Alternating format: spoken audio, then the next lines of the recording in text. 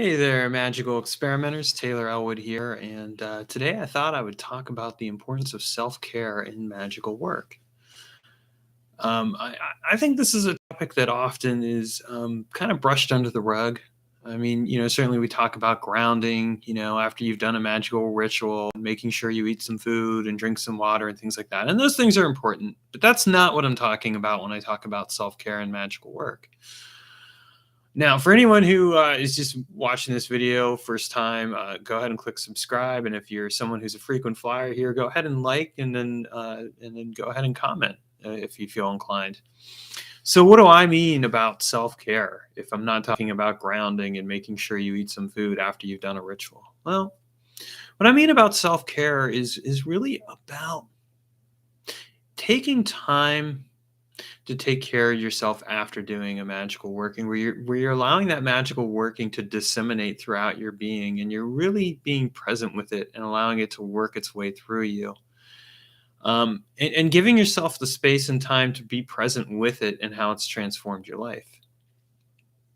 What I notice in with a lot of magical work these days is that people are really fixated on getting results.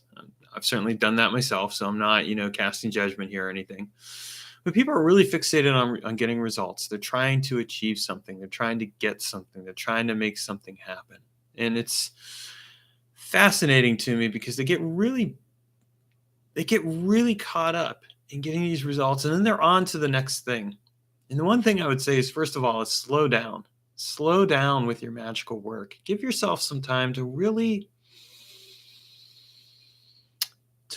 just do the work and then allow that work to occur. Don't move on to the next thing so quickly, because it's something that can be really it can cause you to minimize what you could otherwise learn from the experience. And you know, I think that when we're like, okay, we got to do this next magical working, and I say this as someone who's done this before, so trust me on this. Um, it can really stop you from fully discovering what could be done magically and how you could transform your life in a very meaningful and rich way, because you're just focused on this, on what's next, what's next, instead of really being present with what you've got and what you've experienced.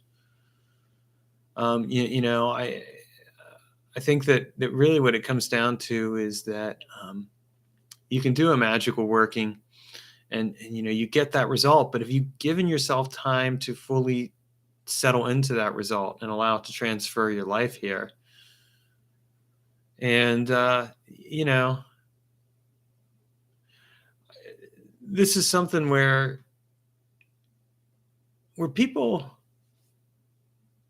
don't give themselves a chance to discover what that magical working has done for them or how it's transforming their life, because they're so quick to move on that they've not allowed themselves that self-care. And I really do think of self-care as being an integral aspect of magical work when you manifest a result, because you're, in a very real sense, you're creating a shock to your system. You want to manifest something, right? You want to manifest a result, and you manifest it. It's a good shock. It's not a bad thing, but although sometimes it can be, but it's something that transforms your life in a specific way. And if you're not giving yourself time to be present with that transformation and that change, you can be so quick to move on to the next thing that you don't discover what it has to teach you. And again, I say this as someone who's done that before. I've certainly been guilty of that in a number of areas of my life where I had a transformation occur, and instead of really allowing myself to settle into it and steep in it, I moved on to the next thing sooner than later because I was in a rush. I've been learning to slow down a lot more, and some of that is because in doing a lot of magical work over the course of this year. I mean, really, I think about it, it's around this time now that I started getting really intense about my magical work last year. And in doing that, I mean, I've really as I've gotten further into the year and I've really settled into things, I've realized, wow, there are all these changes that I've manifested. How do I settle into them? How do I really allow myself to acknowledge them? And I found that my self care, especially in light of some of the different life changes that I've had, has really involved starting to settle into what these changes are, settling into my latest job, for example, and really committing to the idea that I'm going to be at this job for at least a year, if not more. Like, I'm going to give myself the benefit of being there for a while.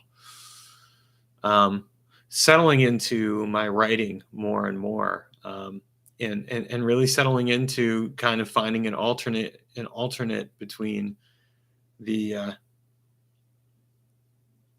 magic and the fiction. Yes, it's a cat in a hat with a witchy hat, to answer your question. So it's a pretty cool shirt. My friend Kate Anefsky came up with it, and she's really good artwork. Anyway, getting back to the matter at hand, um, settling into this new home and really getting to know it, getting to know the land, and really settling into this idea that this could be where I spend the rest of my life, or at least a significant portion of my life. It's been a really good thing for me. I'm still settling into this home. I'm still figuring it out in a lot of ways, getting to know it, getting to know the land. And, there's an element of self-care there, because in getting to know all of that, I'm also getting to know myself in this new context of my life. So I think that with magical work, we want to settle in to the experiences that we're having, and allow ourselves to really be present with how things have changed. What has changed in your life? What has been transformed? What does it have to offer you?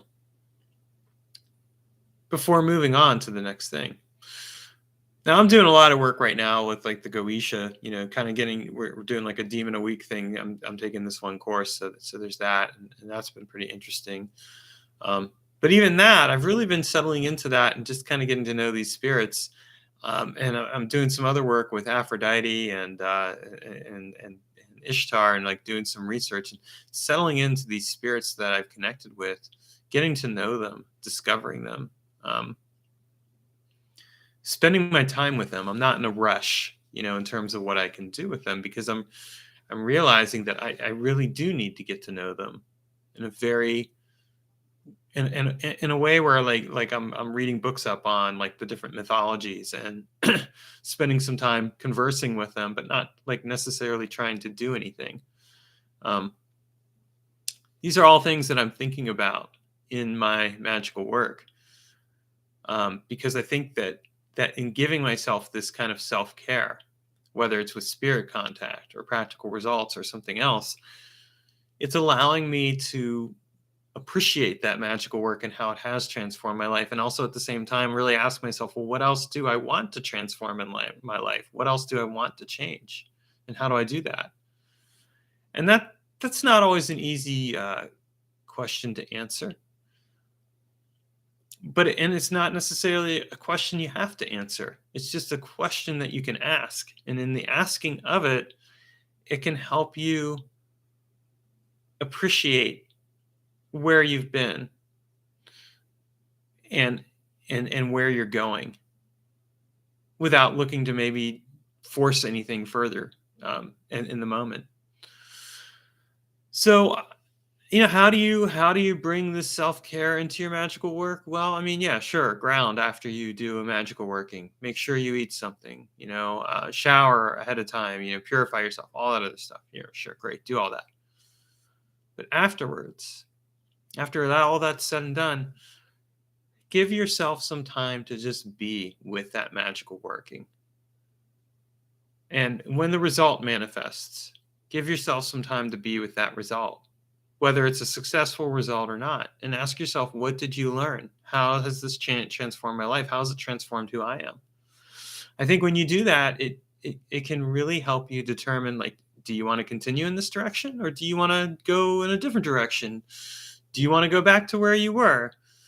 No, none of these answers are right or wrong. They're just answers, and only you can determine what they are to you and what they mean. But I think it can make a huge difference in your magical work and in your life.